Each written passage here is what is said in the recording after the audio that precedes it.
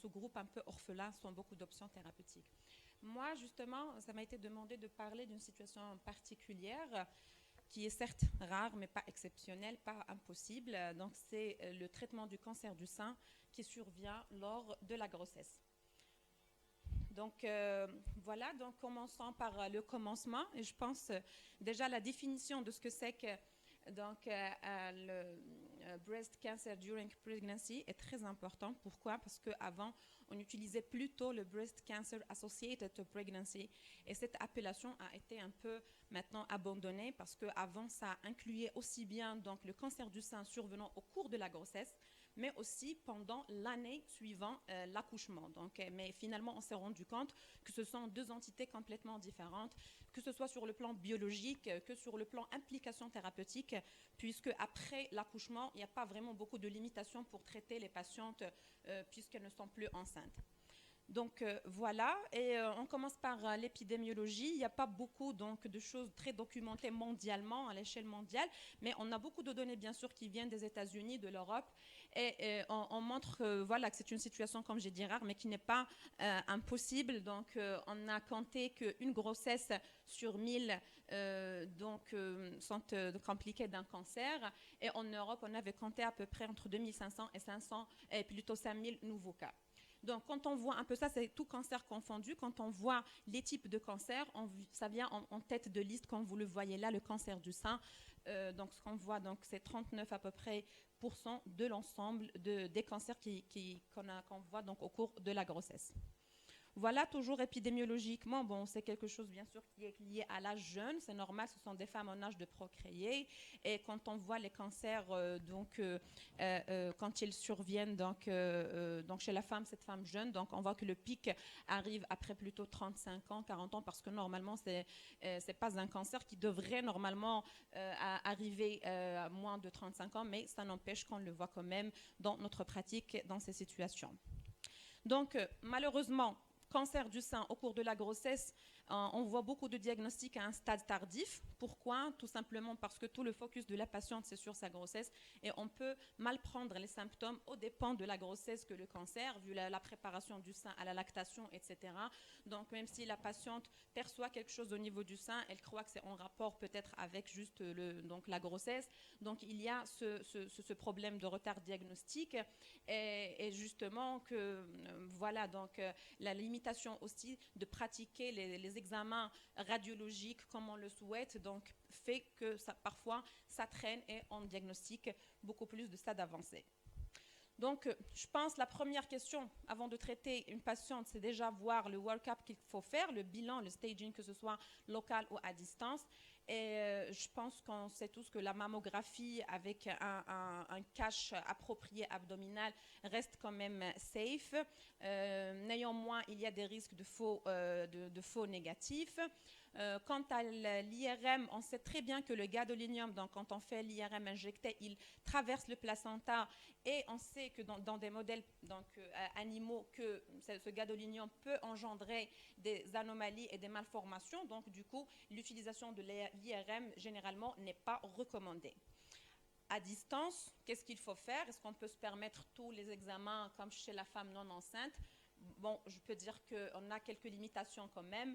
Donc, les PET scans, donc les scintigraphies, les scanners, donc sont de mieux donc à éviter, et on peut éviter tout ce qui engendre donc des radiations ionisantes justement, et on peut se contenter d'une radiothorax avec bien sûr un cache approprié, mais aussi donc d'échographie abdominale pelvienne qui est totalement donc safe pour les patientes.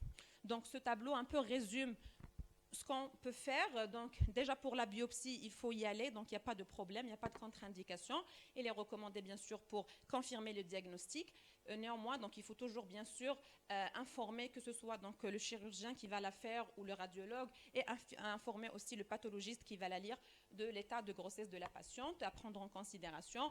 La mammographie avec cache peut être faite donc safe, pas d'IRM. Généralement, donc la scintigraphie, le PET scan, etc. sont pas recommandés. On peut se contenter, comme j'ai dit, de la radio thoracique avec cache et l'échographie. Une autre question qui nous traverse l'esprit aussi, est-ce que le pronostic du cancer du sein survenant lors d'une grossesse donc, peut être impacté par cette grossesse justement. Est-ce que les patients vont mal par rapport à d'autres patientes à un stade équivalent, etc. Donc il y a des études, bien sûr je signale que tout ce qu'on trouve comme data donc, pour le cancer du sein durant la grossesse, c'est des case reports et des études rétrospectives parce qu'on a bien sûr l'impossibilité de mener des études prospectives avec cette situation, c'est pas évident. Et là, je rapporte cette étude de 311 patientes enceintes donc, qui ont été comparées à des patients témoins qui ont eu un cancer du sein mais qui ne sont pas enceintes, où on n'a pas trouvé que la grossesse altère significativement la survie. Ça veut dire que le cancer du sein, s'il survient lors d'une grossesse, ce n'est pas forcément un facteur de mauvais pronostic. Voilà, est-ce qu'il y a, ça nous traverse la tête dès qu'on voit une femme avec un cancer, on est effrayé par le cancer et on se pose la question, est-ce qu'il faut arrêter la grossesse? Donc, si on veut une réponse courte, c'est non. Donc, il n'y a pas d'évidence qui suggère que l'arrêt de la grossesse donc, va améliorer le pronostic de la maladie. Donc, il faut vraiment discuter chaque cas par cas donc, dans des comités de pluridisciplinarité et donc les terminations ou bien les arrêts de grossesse sont discutés de façon très très minutieuse donc par des RCP multidisciplinaires et même donc avec des comités d'éthique donc où vraiment le pronostic de la patiente il est mis en jeu. Voilà. Donc, partons maintenant au traitement. Donc, le traitement, généralement, il rejoint le traitement du cancer du sein chez la femme non enceinte, mais avec des limitations, avec des exceptions, bien sûr, à prendre en considération qu'on va voir pour chaque type de traitement. Donc, ce qu'il faut retenir, c'est que ce qui est crucial pour le management d'un cancer du sein durant la grossesse, c'est plutôt le trimestre de la grossesse.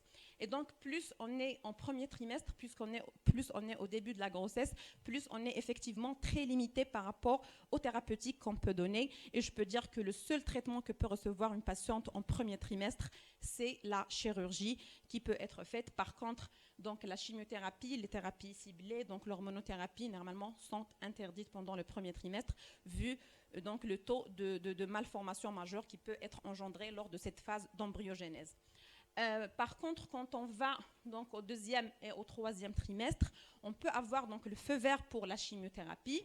Donc la radiothérapie et l'hormonothérapie et les thérapies ciblées, on peut dire qu'elles sont donc toujours donc interdites et qu'on peut donner de façon voilà, donc c'est possible de donner la chimiothérapie en deuxième et troisième trimestre et bien sûr en postnatal après l'accouchement délivrance, donc on peut continuer les traitements souhaités, à savoir la radiothérapie, des thérapies ciblées s'il y a indication, ainsi que l'hormonothérapie si cancer hormonosensible. Et donc, voilà, la chirurgie, j'ai dit, ça augmente de façon très légère donc les risques d'avortement au premier trimestre. On peut la faire de façon, donc on peut la faire quand même durant toute la période de grossesse quand c'est nécessaire.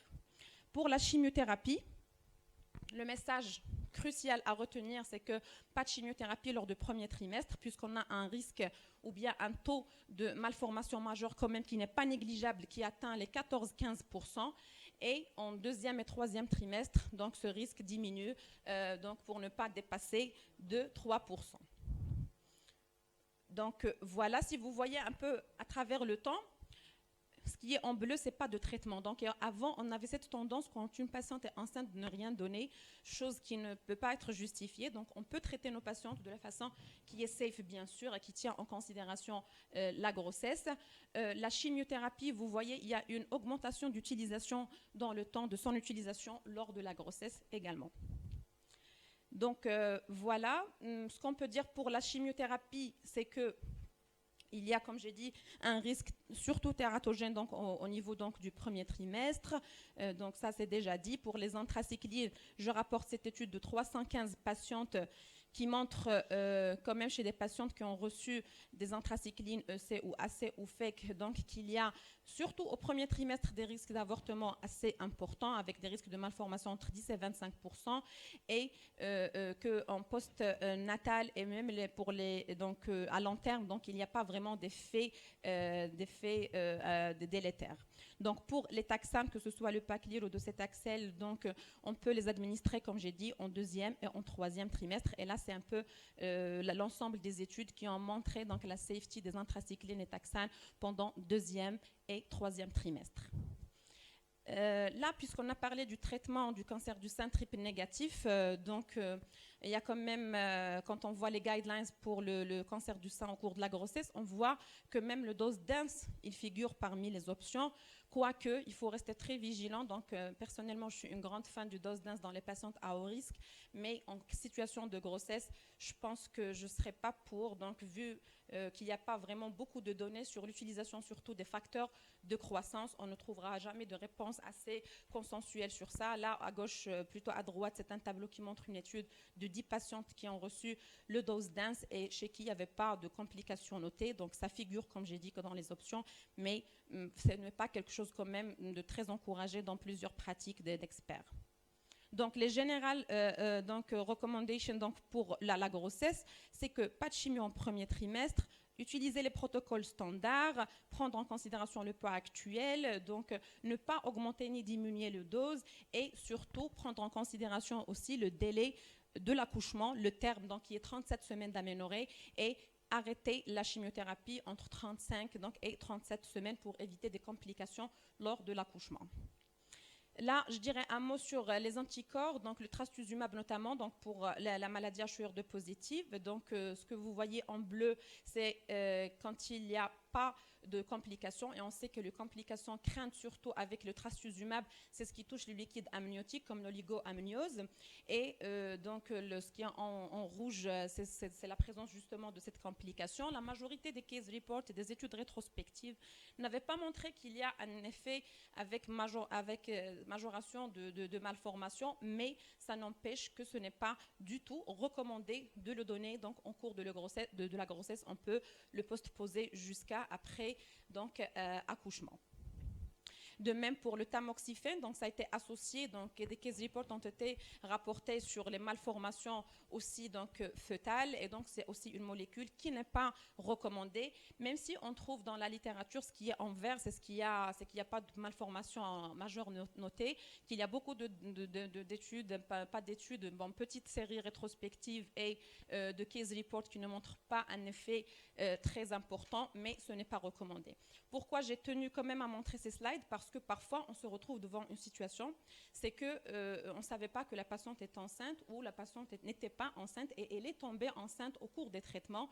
Donc, le fait qu'elles reçoivent une courte durée de trastuzumab, par exemple, ou d'hormonothérapie, ça ne doit pas être une indication formelle à l'arrêt de la grossesse, bien sûr, sauf si on a des éléments qui nous poussent à le faire, mais c'est juste pour faire en sorte à ce qu'on soit vigilant quand même si la patiente l'a reçu, mais ce n'est pas une indication formelle à arrêter. Voilà, j'arrive à notre traitement systémique qui est l'immunothérapie. Donc, on sait très bien que l'immunothérapie maintenant arrive en force dans le cancer du sein triple négatif, que ce soit en situation précoce ou en situation métastatique. Et on sait justement que cette immunité materno-fœtale joue un rôle très important lors de la grossesse. Et avec l'utilisation de ces inhibiteurs checkpoint, cet équilibre-là peut être cassé. Donc, l'immunothérapie, on n'a pas de recommandation du tout à la faire au cours de la grossesse. On a certaines données rapportées de certains cas rapportés, notamment dans les cas de mélanome, etc., et d'autres tumeurs qui ont précédé le sein dans l'utilisation de l'immunothérapie. On a trouvé que quand même il n'y a pas eu d'altération majeure quand la patiente a reçu 1 ou 2 cycles d'immunothérapie alors qu'on ne savait pas, par exemple, qu'elle était enceinte. Mais ceci dit, ça n'encourage pas du tout et ça ne recommande pas du tout l'utilisation d'immunothérapie en cas de grossesse. On arrive maintenant au pronostic un peu fœtal. Donc, une fois la grossesse est terminée, l'accouchement est fait. Donc, est-ce qu'il y a un impact de ce traitement-là sur le pronostic fonctionnel pour le fœtus, pour le nouveau-né? Donc, cette étude est un très beau papier qui a montré que c'est plutôt l'âge gestationnel, c'est-à-dire la prématurité, qui joue un rôle ou un impact significatif sur le pronostic fonctionnel cognitif du bébé, donc plus que la patiente soit sous chimiothérapie ou pas. Donc, il ne faut pas se précipiter vers les arrêts de grossesse, mais plutôt on peut donner des chimiothérapies convenables qui sont admises lors de la grossesse et laisser la grossesse être menée à terme. C'est plutôt la prématurité qui impacte l'état cognitif des enfants. Là, de même, également, quel que soit le type de traitement, anthracycline ou taxane, donc on a vu qu'il n'y a pas de différence sur les outcomes cognitifs donc chez les bébés. Là aussi, donc, on a vu qu'il n'y a pas eu de différence significative en matière de problèmes cardiaques donc, chez ces patients, chez ces bébés dont les mamans avaient reçu la chimiothérapie en cours de grossesse. Donc, si on veut récapituler, donc, la chimiothérapie, elle est généralement safe à partir du deuxième trimestre, mais bien sûr, il faut toujours assurer un monitoring obstétrical donc très régulier et très vigilant.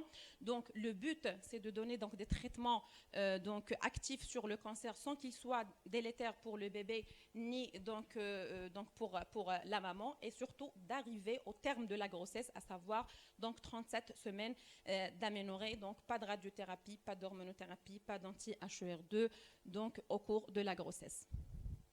Là, bon, je passe et je conclus par voilà quelques messages que je viens de dire déjà. C'est que c'est une entité très spéciale à laquelle on doit faire très attention, surtout qu'on voit de plus en plus de cancers du sein chez la femme jeune. Certes, il y a une personnalisation de stratégie pour chaque patiente. Il faut discuter donc de façon vigilante chacun dans un cadre de multidisciplinarité. Le but, c'est d'arriver donc à la grossesse avec un terme achevé, donc qui est donc le 37 semaines d'aménorrhée, et bien sûr le monitoring, comme j'ai dit, doit être fait de façon régulière, éviter donc tout ce qui n'a pas d'evidence-based, donc c'est-à-dire d'innocuité pour le bébé, à savoir l'hormono, l'immunothérapie et la radiothérapie. Et on peut les décaler jusqu'à la phase donc post-natale. Et puis sur ce, donc je veux aussi insister, parce que là c'est une autre entité, c'est un autre sujet, c'est la fertilité et le counseling de fertilité chez nos patientes donc jeunes, chose qu'on doit on doit tous faire en tant que cancérologue. Malheureusement, parfois c'est oublié donc par les jeunes, etc. Mais je pense qu'il faut vraiment insister sur ça pour ne pas tomber dans ces situations de grossesse au cours d'un traitement de cancer du sein. Et dans ce sens-là, donc je mets juste en dernier un papier qu'on a.